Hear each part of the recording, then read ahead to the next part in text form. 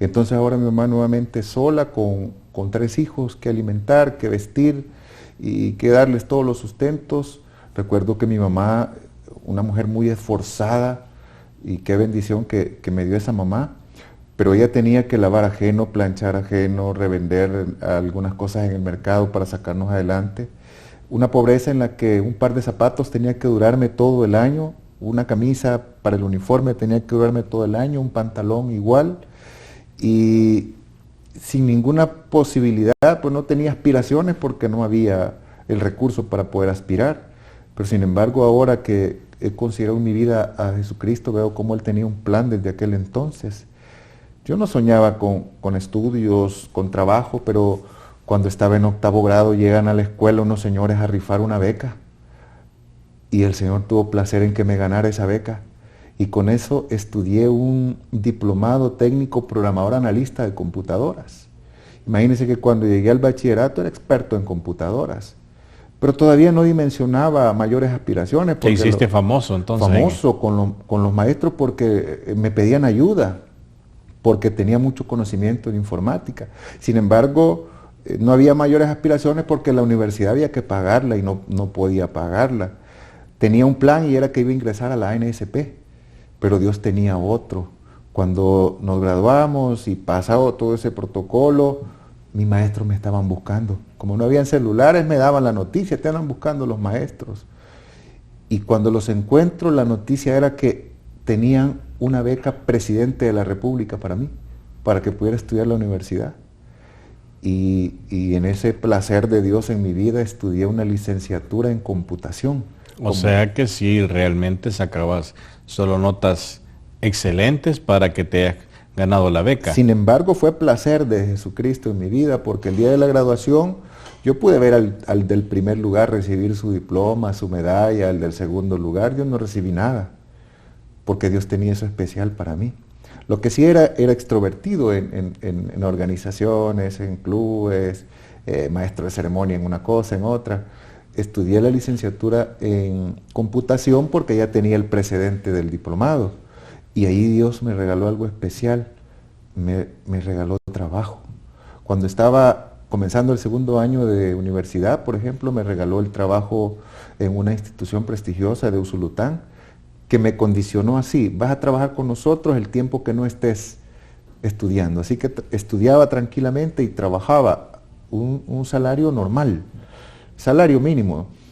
A los 2 años, el Instituto Tecnológico de Usulután, una institución de un asocio público-privado, me contacta y me dice: no, hombre, pásese con nosotros, la misma condición, y le vamos a pagar un poquito más del doble que lo que le pagan ellos. Ya te habías hecho famoso en la zona. Y no había que pensarlo, porque me estaban ofreciendo el doble. Ahora, quiero hacerte una pregunta antes de continuar. Claro. Con el desarrollo de tu vida en esa época tan bonita. En la infancia o durante ese periodo de infancia y adolescencia, ¿conocías de Dios? ¿Te habló tu mamá de Dios o alguien te llevaba a la iglesia o no tenías conocimiento de Él? No, escuchaba y a la iglesia iba, por ejemplo, cuando había una misa de alguien que había fallecido o una cosa así, pero no tenía ningún contacto de ningún tipo en conocimiento de Dios. Sin embargo, Dios estaba a cargo de mi vida y ahora lo puedo ver, porque en este tecnológico trabajé 2 años y cuando estaba terminando mi tesis estaba en el 2º año con ellos y ya tenía un salario suficiente, pues no deseaba más, pero me contacta FEPADE a través del ITCA porque iban a aperturar el Megatec en la Unión, un nuevo sistema de formación media técnica y tecnológica, y querían que trabajara con ellos y aplicaron unas 30 personas, era una plaza. Apliqué sin mayores aspiraciones, apliqué porque me dijeron cuánto iba a ganar, un poco más del doble de lo que me estaba pagando el tecnológico. Y sin embargo, Dios me hizo un regalo especial el día de mi graduación de la universidad. Cuando iba llegando a mi casa, ahí sí ya conocí un poquito de Dios, porque en la universidad me involucré en un ministerio cristiano. Llegando a mi casa con el título, una llamada que el trabajo era mío. Y entonces comencé a trabajar para el Megatec de la Unión. Ahí el Señor me regaló una especialización increíble, certificaciones internacionales con Microsoft, con Cisco, IT Essential, con la OIT, en cuestiones de emprendimiento, en las áreas informáticas de todo tipo, incluso tengo 2 títulos de maestrías con una universidad prestigiosa aquí en El Salvador y con el Instituto Universitario de Posgrado de España. Tuve la oportunidad de tomar estudios fuera del país, en Nicaragua, en Costa Rica, en Guatemala, incluso participé en un curso de formación en la República del Japón. Todo eso me lo regaló el Señor sin aspirarlo, sin pedirlo, sino porque Él tenía un propósito para mí. En ese momento estaba tan enamorado de la formación profesional que quería estudiar un doctorado, pero ahora sí ya estaba formalmente en la iglesia. Así que se me balancearon entre estudiar un doctorado o estudiar el seminario de teología. Y decidí estudiar el seminario de teología. En el segundo año, o a comenzar el segundo año, escuchamos un testimonio y yo me equivoqué porque le dije al Señor que no tenía testimonio. No tengo testimonio, le dije a un brother, y si cuento hasta donde este momento te he contado, ¿dónde está lo que va a quebrantar, lo que va a cambiar las vidas? No tengo testimonio. El brother sonrió, me abrazó y me dijo, no diga eso, usted tiene testimonio. Pero como yo pedí testimonio, el Señor me regaló testimonio. Comencé un periodo que a mí me gusta llamarlo así, el periodo de la acabazón. No sé si me entiende el término. Claro, claro. Una maldición económica increíble. En ese momento no había bendición con el dinero porque así como llegaba, así se iba. Por ejemplo, si conseguía $100, había que gastar 150 en reparar el vehículo, conseguía $300 adicionales. Enfermos los niños, había que gastar 500, se comenzaron a sobregirar las tarjetas de crédito. O sea, tú en ese momento ya habías formado una familia. Exacto, en eso me puse las pilas, como decimos, ¿verdad? A los 20 años me casé. Bien jovencito. Bien jovencito y el Señor, en este momento tengo dos hijos, un varoncito de 14 y una princesa de 9. Y en este periodo de acabazón ellos vieron cómo el dinero se escaseó aún con todo lo que ganaba y todos los beneficios que tenía.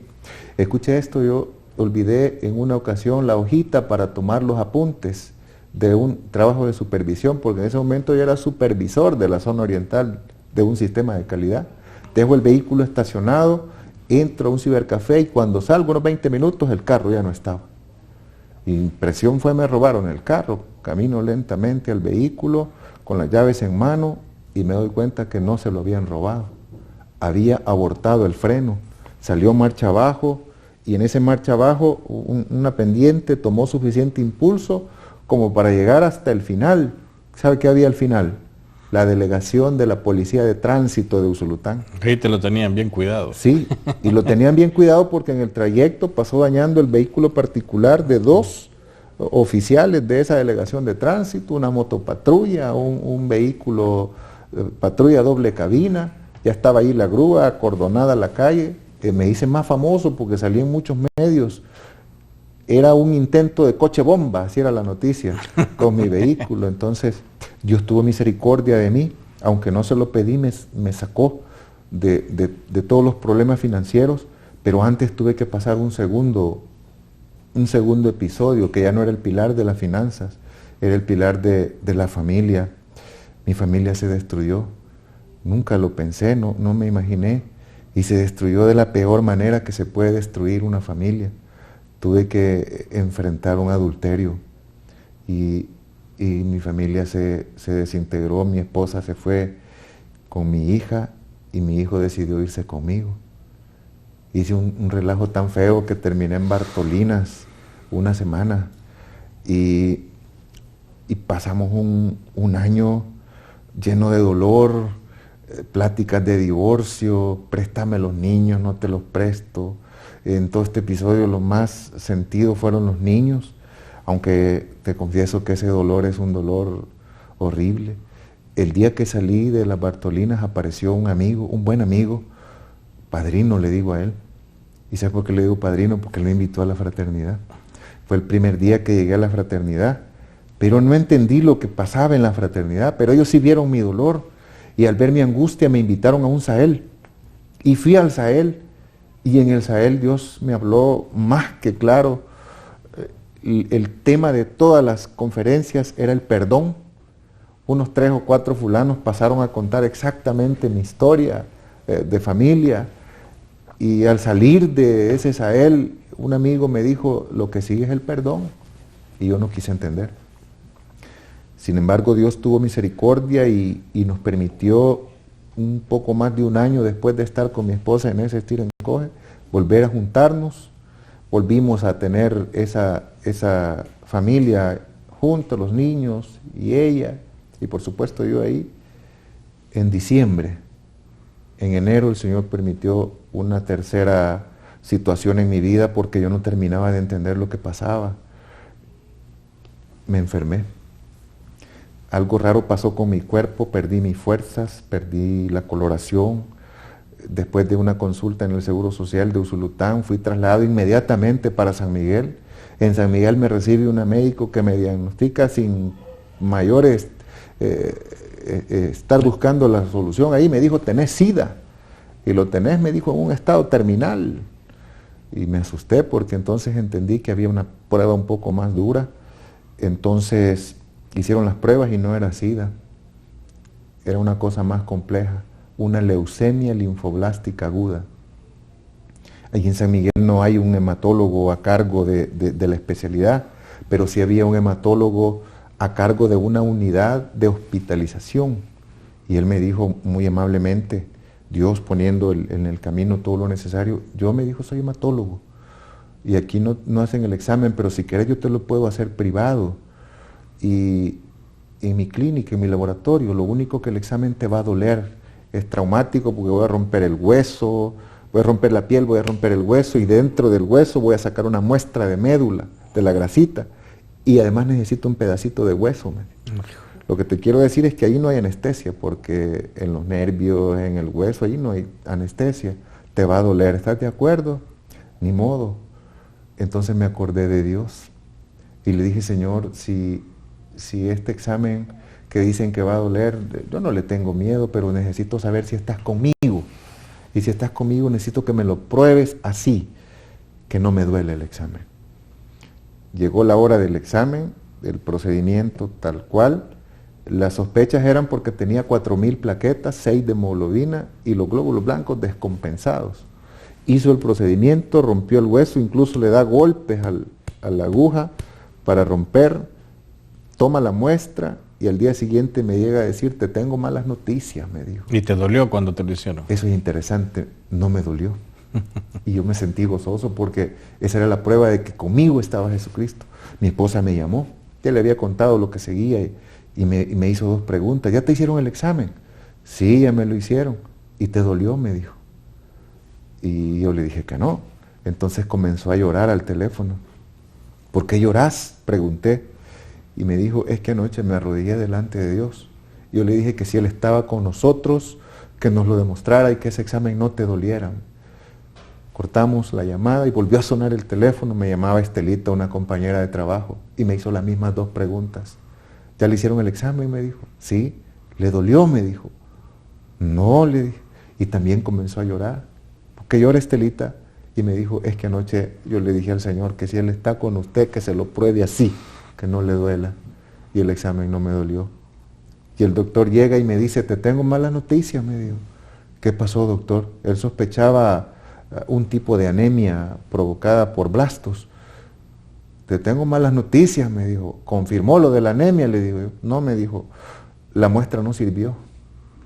Te tengo que hacer, si querés, el examen otra vez. Híjole. En el otro lado de la cadera otra vez. Ese examen lo han hecho unas 16 veces y ninguna de las veces me ha dolido. Porque por ahí está la prueba de que el Señor estaba conmigo. Confirmó que era una leucemia, me trasladó para el Hospital de Oncología del Seguro Social. Ahí me recibe un médico que me dice, yo no confío en los resultados de San Miguel, yo tengo que hacerte mis propios análisis.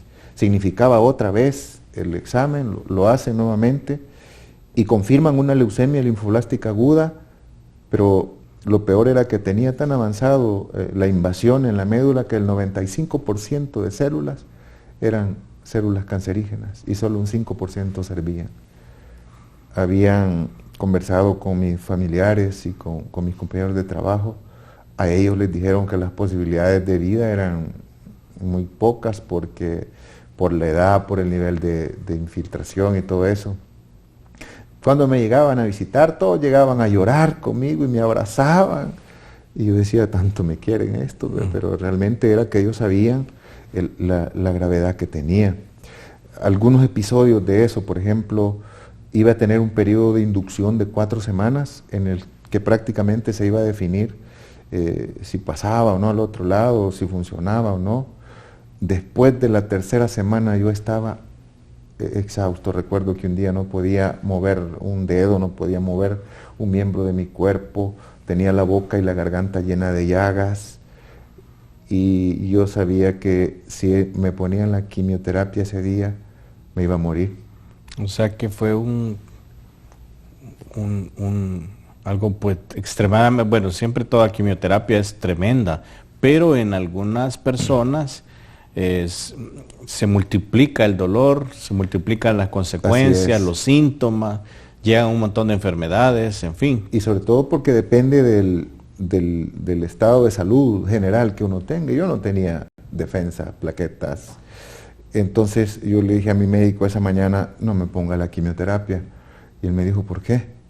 Porque siento que si la pone me voy a morirle. Entonces él me dijo, si no te la pongo también te vas a morir, me dijo. Morite en el intento. Me quedé asustado, triste, no podía moverme. Llegó la hora de las quimioterapias, eran las 3 de la tarde más o menos. Tenía ya instalado un catéter de vena central, estaban la bomba instalada, llegó la técnico de las quimioterapias, las preparó y algo se le olvidó. Y me dijo, ya regreso. Y cuando ella salió, una mujer extraña entró a la habitación, muy sonriente, con un pequeño bolso, y me dijo, hola, ¿cómo estás? Así, muy alegre. Y yo, ¿qué le contesto? Así no podía ni moverme. ¿No sabes quién soy, verdad? Me dijo. Y yo le dije, no sé quién es usted, ni yo sé quién sos vos, me dijo.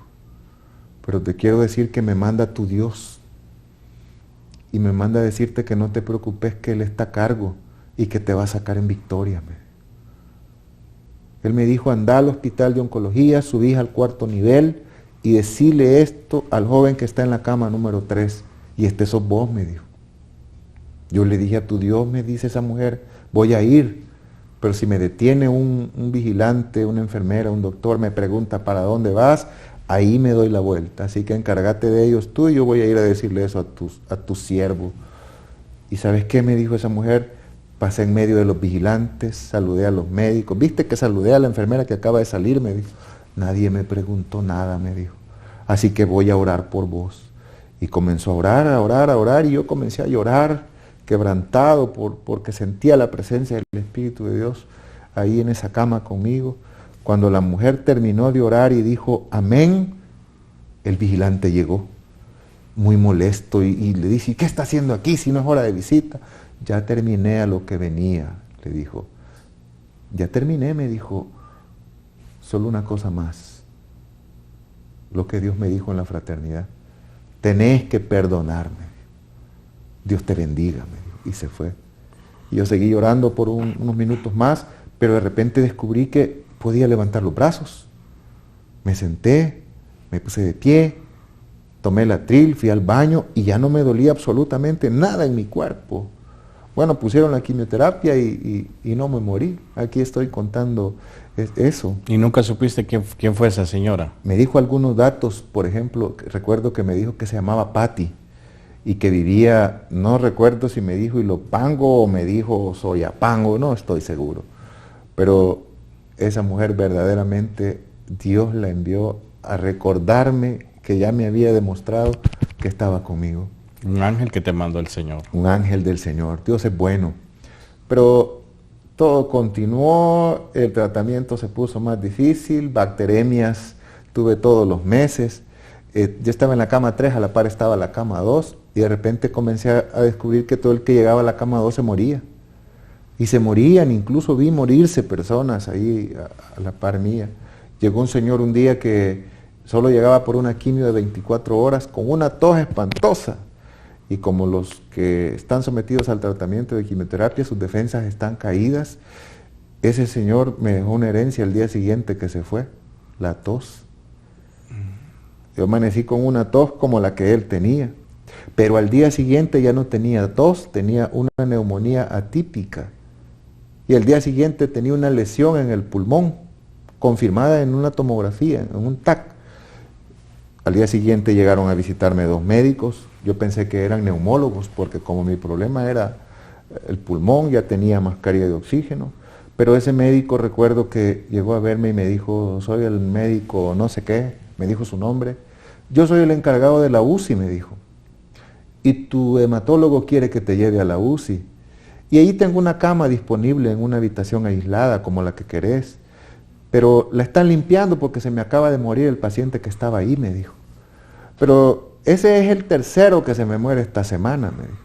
Se están muriendo porque ahí está una bacteria multiresistente. No tenemos antídoto para ella. Vos no tenés defensas. Si te llevo, lo más seguro es que vas a adquirir esa bacteria. Bastante optimista el Sí, doctor. y me pregunta, no sé si te querés ir, me dice.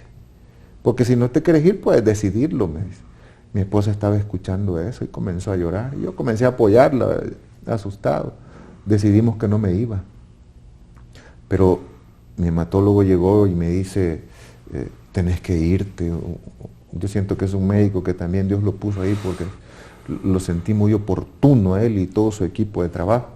Tenés que irte porque tenés un pulmón roto, estás a punto de un paro respiratorio, y si no te vas y te da el paro aquí, me dice, no tengo cómo auxiliarte, ahí al menos te ponen un ventilador para respiración artificial. En ese momento una persona, mi pastor de la iglesia, me llamó y me dijo, no tenga miedo, si Dios le ha confirmado que está con usted, lo que tiene que hacer es dejarse guiar. Entonces entendí que Dios estaba conmigo y no había que temer. Fui a la UCI y para la gloria de Dios, de esa UCI, 15 días más tarde, tuve el primer alta, 56 días después de estar hospitalizado en oncología y el hospital médico quirúrgico. Pero el pulmón seguía roto. Cuando regresé ya me vio la neumóloga y me dijo que tenía que hacer algo con mi pulmón, una fibrobroncoscopía, porque necesitaba quitarme toda la flema que tenía sobre el pulmón y tomar un pedacito de pulmón para ver si no era el cáncer, me dijo, que te ha invadido el pulmón. Y yo tenía la tos horrible. Y entonces le pedí que si podía dejarme un jarabito para que me calmara la tos. Y esa mujer me dice que Ambroxol es lo único que tenemos, me dijo, pero si querés te voy a dejar este. Y me escribió un nombre ahí, que un día de esto en un capítulo lo compartí el nombre y un médico me dijo, no es tan bueno, me dijo. Y le voy a decir por qué me dijo no es tan bueno, porque mi esposa fue a comprarlo y cuando lo llevó y me lo serví, recordé que había leído en la Biblia que Jesucristo preparó lodo y lo frotó sobre los ojos de un ciego, lo mandó lavarse y ese ciego recuperó su vista, fue sanado. Y en ese momento el Espíritu Santo me preguntó, ¿fue el lodo? No fue el lodo, fue el poder de nuestro Dios. Así que teniendo la copita servida, dije, Señor, esto no es lodo, yo no sé qué es, pero en el nombre de Jesús que se me quita la tos, lo tomé. Y ¿sabes qué, Nelson? No volví a toser. Recuerdo que los médicos llegaban y me decían, hey, se te quitó la tos. Ese día, por la tarde, me hicieron una tomografía. Al siguiente día, a las 8 de la mañana, llegó la neumóloga y me decía, respirá, respirá, respirá. ¿Qué pasa, doctora? Qué raro, me dice, tus pulmones están limpios. Y veía contraluz la tomografía y la lesión del pulmón, ¿cómo está? Esto está extraño, me dijo, porque no tenés ninguna lesión. Es más, no tenés ni la cicatriz de que hayas tenido una lesión. Era como si tenía un pulmón nuevo. ¿Quién había hecho eso?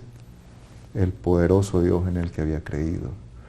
Sin embargo, terminé el tratamiento durante 10 meses, viendo personas morirse, y yo entusiasmado porque yo sentía que estaba todo bien. El catéter no me permitía bañarme con tranquilidad, por ejemplo. El gran cuidado. A los 10 meses terminó el tratamiento, hicieron una prueba para ver cómo estaba el avance del cáncer, entonces Fui a una consulta en la que me iban a dar los resultados, pero yo ese día iba tan optimista con mi esposa que me iban a quitar el catéter, porque ya estaba terminado, iba a quedar en un periodo de pastillitas. Y cuando llego con el doctor, el médico me dijo, ahí está tu cáncer, me dijo. No sirvió el tratamiento, está activísimo, me dijo.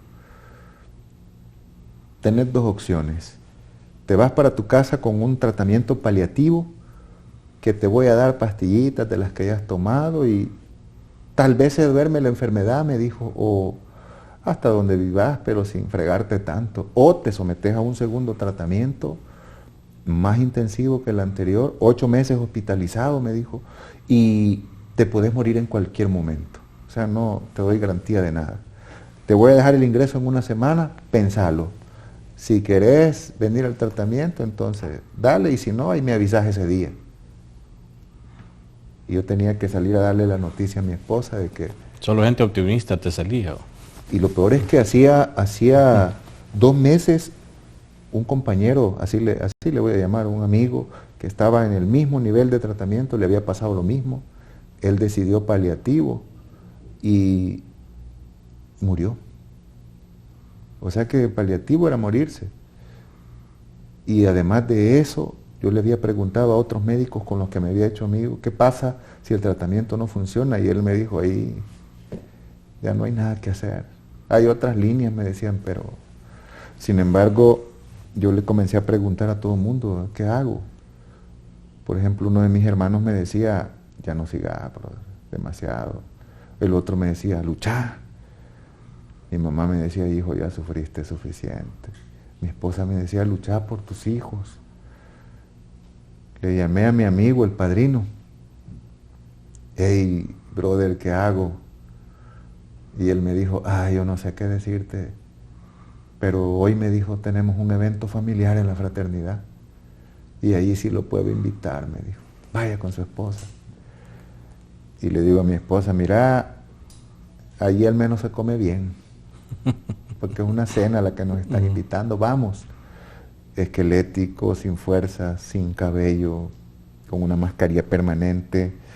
Fui al evento y habían invitado a la fraterna Concepción de María, de Morazán. Y esa mujer en esa parte donde uno cuenta de dónde viene, dónde nació, se quedó bastante tiempo ahí. Y me comencé a sentir mareado. Y le dije a mi esposa, este testimonio no sirve, le dije, vámonos. Cuando terminé de decir eso, la mujer llegó a un punto en el que dijo, yo le dije al Señor que no tenía testimonio. Nunca vayan a decir eso, dijo. Enfermé de cáncer. Y eso llamó mi atención. Y de pronto esa mujer comenzó a contar mi historia. Exactamente como yo la contaba, todo lo que me había pasado, ella también. Y de repente llegó al punto en el que yo estaba. Se presentó con su oncóloga y su oncóloga le dijo, tu tratamiento no sirve. Y le ofrecieron lo mismo que me ofrecían a mí. Pero esa mujer dijo, pasé el segundo tratamiento, pero no lo pasé con mis fuerzas. Mis fuerzas no hubiesen soportado, pero las de Jesucristo son invencibles, aquí estoy. Y si hay alguien aquí, dijo, que está en la misma situación, quiero decirle que con Cristo somos más que vencedores y que se puede. ¿A quién le estaba diciendo eso? Yo pensé por un momento, mi padrino le ha de haber contado, porque así piensa uno. Por hacerle una síntesis, el tratamiento era tan intensivo, mucho más que el anterior, que recibía de un medicamento una dosis de 300 miligramos cada 15 días. Y en este nuevo esquema eran 5.000 cada 12 horas. Era una intoxicación tremenda. Y el doctor me dijo que iban a estar periodos de hospitalización de 28 días y después 4 días en la casa. Y cuando voy al primer ciclo, después de 6 días, por primera vez me dice, mira, estás bien, me dijo, mejor andate para tu casa y volvés en 28 días. Y sabes que Nelson, Dios es tan bueno que me restableció las fuerzas al grado de que pasaba 28 días en la casa y solo 6 días en el hospital. Y me gustaba estar en la casa porque cuando uno está enfermo lo cuidan, la comidita y todo eso. Y el cariño. El cariño. Iban a ser 8 ciclos, pero después del 5.º ciclo la cosa se complicó. Recuerdo que tuve una infección en un pulmón de un hongo que no podían controlarlo. Por ejemplo, tuve una fiebre que me duró 22 días. Tremendo eso. Y hubieron situaciones en las que el termómetro topaba. Cuando la enfermera buscaba ver dónde estaba el indicador, había topado 43 grados. Ya no preguntaban si tenía o no fiebre, sino cuánto tiene. Y después de eso quedé extremadamente mal, demacrado, sin fuerzas. El médico que me trataba llegó con, yo lo sentí hasta con cariño ese hombre y me dijo, hasta aquí llegamos, me dijo, ya no te voy a poner más ciclos. ¿Por qué, doctor? Le digo, si faltan 2, te puedes morir, me dijo. No, realmente faltaban 3, te puedes morir, me dijo. Mejor dejémoslo hasta aquí, me dijo. ¿Sabes qué hagamos? Me dijo. Te voy a hacer un aspirado de médula ósea, me dijo, con citometría, para ver cómo estás, me dijo, y ahí te quedas con pastillitas mejor, me dijo. ¿Está bien? Hizo el examen, a la semana llegué por los resultados, iba muy optimista porque yo sentía en mi corazón que Dios había obrado, y me acompañó mi esposa y una muy buena amiga también nos acompañó. El médico no había visto los resultados. No los he visto, me dijo, pero aquí espérame, ya regreso, los voy a ir a ver. Se fue, como a la media hora regresó, me hizo así, ¿estás bien vos? Me dijo. En el microscopio no se ve nada, me dijo, estás sano, pero en la citometría te sale un 1%, me dijo. No, hombre, está bien, me dijo, cualquier persona que le haga este examen anda entre un 1 y un 5, y vos tenés 1. Está bien, me dijo, te voy a poner otro ciclo, me dijo, y me acababa de decir que si me ponía otro ciclo, me moría. Sin embargo, ahí hago una pausa. En este momento ya tenía 14 meses de tratamiento. Con esto quiero decirte que ese trabajo bonito que tenía con asistente, viáticos, bueno, alimentación, transporte, un sueldo muy suficiente para mí, que me servía incluso para salir de los enredos financieros en los que me había metido, lo sobrellevaba. Me dieron la noticia que ya no me podían esperar, porque el Seguro Social subsidia 1 año y las empresas también. Contrataron a otro, me quedé sin trabajo. Y mi preocupación era, ¿y ahora cómo voy a pagar? Mi doctor me dijo, vaya, mira, aquí lo que sigue, andate para la AFP en la que cotizás y tramitá pensión, a ver si te la dan, me dijo, porque estás muy joven. Y con eso puedes pagar el seguro. Y seguí el procedimiento. Estaba tan mal que la persona de la superintendencia del sistema de pensiones me vio y, bueno, me atendieron especial, pase, pobrecito. No lo dudó y el dictamen fue invalidez total. Tenía el derecho a gozar de la pensión, supongo que porque creían que estaba próximo a la muerte, porque en silla de rueda o apoyado con otra persona caminaba, pero Dios es maravilloso. Con ese dictamen, el banco tuvo que cancelar todas mis deudas, hipoteca, crédito personal, tarjetas de crédito, a 0. El Señor te limpió. Dios restableció mis finanzas. Escuché esto, el banco tuvo que devolverme lo que ya le había pagado. Lo que ya le había pagado. La pensión se aprobó, yo diría con lo suficiente, con lo que necesito para vivir tranquilo con mi familia. Y es porque el Señor tenía un trabajo especial para mí. Regreso donde me había quedado. En ese momento había hecho algo especial el Señor conmigo, y es que me había regalado el don del perdón. Había escudriñado mi corazón y había permitido que perdonara a todo el que tenía que perdonar, y una paz maravillosa ahora reinaba en mi corazón. Ya ni tenía miedo a morirme, pues, porque esa paz no se entiende, como dice su palabra. El doctor me dijo, vas a entrar a un ciclo más, y con este nos quedamos, me dijo, para barrer ese 1%. En ese ciclo descubrí además de que Dios es maravilloso y tan bueno con nosotros, que tenemos un enemigo que está procurando en todo momento quitarnos la vida. Ese ciclo que lo recibimos con alegría porque era el último y todo estaba bien, casi me muero. Hay una quimioterapia que nos aplican, le aplican a los pacientes con diagnóstico de leucemia, que se llama intratecal, que es una punción lumbal. En la columna introducen una aguja, toman una muestra de líquido cefalorraquídeo para ver si no hay infiltración y esa misma cantidad que extraen de líquido inyectan de químicos, de los mismos químicos que van a la vena primaria. Lo habían hecho unas 12, 14 veces y eso era de lo más normal porque lo único incómodo era permanecer después 4 horas plano por la descompensación de la presión, que no hubiese una jaqueca que ni la morfina podía controlar. Entonces me programó una de esas el médico, pasé a la salita de procedimiento, aplican la bendita quimioterapia y por primera vez y única vez en mi caso, y según la historia de los médicos en 15 años, la segunda vez que ven en un paciente, se generó una reacción adversa al químico. Yo comencé a sentir que mis piernas tenía como un escalofrío, de repente comencé a sentir que mis piernas tenían como una pesadez, de pronto tenía el dolor más insoportable en todos los miembros. Se prolongó a los testículos, el dolor más espantoso y ahora la angustia, y después de la angustia el dolor en el abdomen, el dolor en el pecho.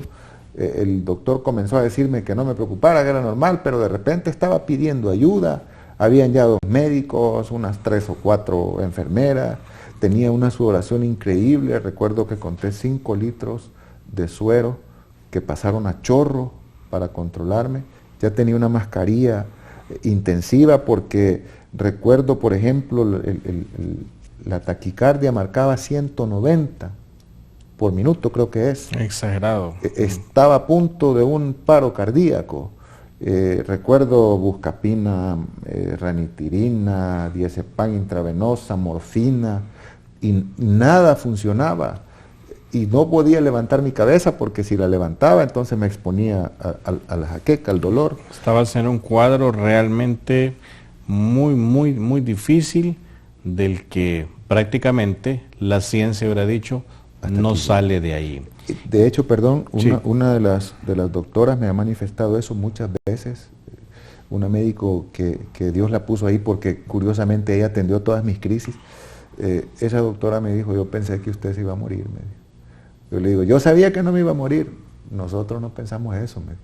De hecho, ellos pidieron un carrito que es el carrito de cardio, creo que le dicen, pero lo pidieron porque allí están supuestamente ese carrito es el que está más equipado con medicamentos. Los instrumentos también para poder resucitar en el caso de un paro. Probablemente, y yo pensé eso, fíjate, porque cuando dijeron el carrito de cardio, el carrito se estacionó ahí y alcancé a ver esos instrumentos, la maquinita para los electrocardiogramas, los choques. Los y todo choques, eso. sí. Y en ese momento Dios tuvo una misericordia especial conmigo y me hizo recordar que me había dado una promesa, y es que Él estaba conmigo y que me iba a sacar en victoria.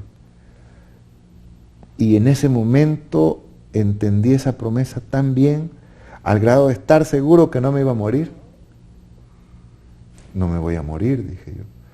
Entonces conversé con Él, de esas conversaciones íntimas y verdaderas. Le dije, Señor, ya sé que no me voy a morir, así que si no me voy a morir, déjame disfrutar esto. Que dure lo que dure, que duela lo que duela, pero no quiero estar angustiado, quiero aprender, quiero ver. Y en ese momento vino sobre mí una paz tan increíble, que te lo digo así, el dolor no mermó, no disminuyó. Mis piernas seguían saltando, la sudoración seguía, el corazón seguía, pero la respiración se normalizó. Se normalizó al grado que me pude quitar la mascarilla y me quedé tranquilo. Ahora hasta incluso hacía broma con con el personal que estaba ahí, me quieren, ¿verdad? Les decía yo, no me quieren dejar morir. Ah, ya no se muere, me decía la doctora. Pero el dolor no había mermado y se prolongó aproximadamente unas 2 horas más. En esta parte de este sufrimiento y de esta vivencia terrible que tú tuviste, pero con la paz de Dios, queremos conocer cuál fue el final de esa parte, después de hacer el último corte, y también cómo has afrontado tu vida después de esa respuesta tan positiva que Dios te ha dado. Así que les invitamos, queridos amigos, a quedarse con nosotros aquí en La Mejor Noticia.